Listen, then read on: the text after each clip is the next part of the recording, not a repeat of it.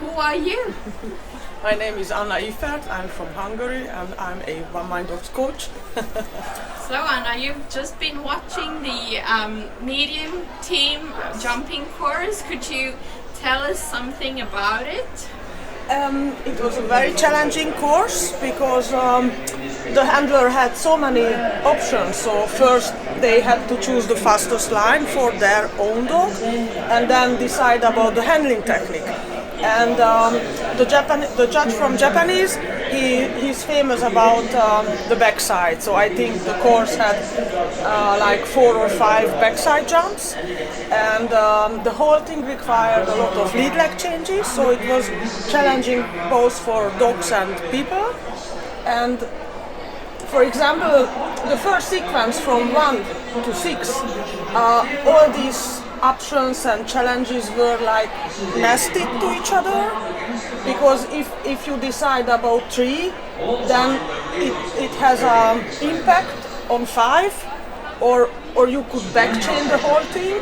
So first you decide about the line between the tunnel and 5, and then this choice has an impact what to do at 3.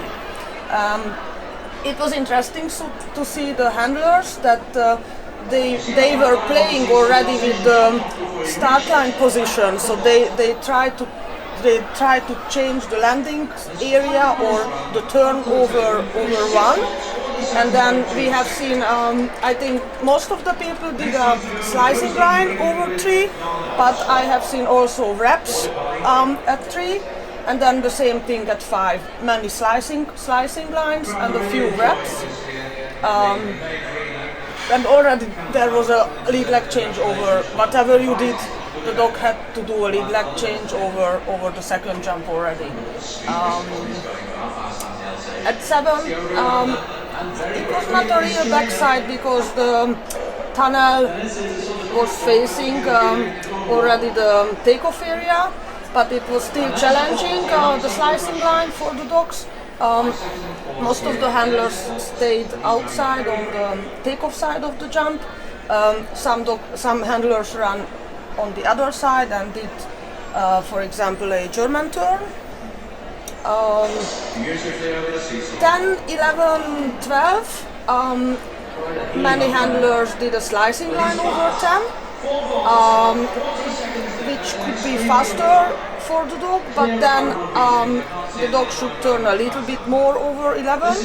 So some people did a rep around 10 and then they got a little bit faster line over 11, but it was again the same situation that you have to know your dog. So I think this is so there are so many good handlers, but only the top handlers can decide like this about these challenges. And then from the deep pause, the dogs were going to the tunnel, and the same situation over 14, 15, 16. Some people did a slicing line, some people did a rep at 15, even some people kept the speed over the wall and then did the longer line with a slicing line. So it would be interesting to time these sequences. And then it was not enough. There was one more challenge at the end. So the dogs came out of the tunnel, and then whatever you did at 19, usually people do a slicing line from the left. Even with a very wide turn, the dog had to do a lead leg change over 18, and then it was over.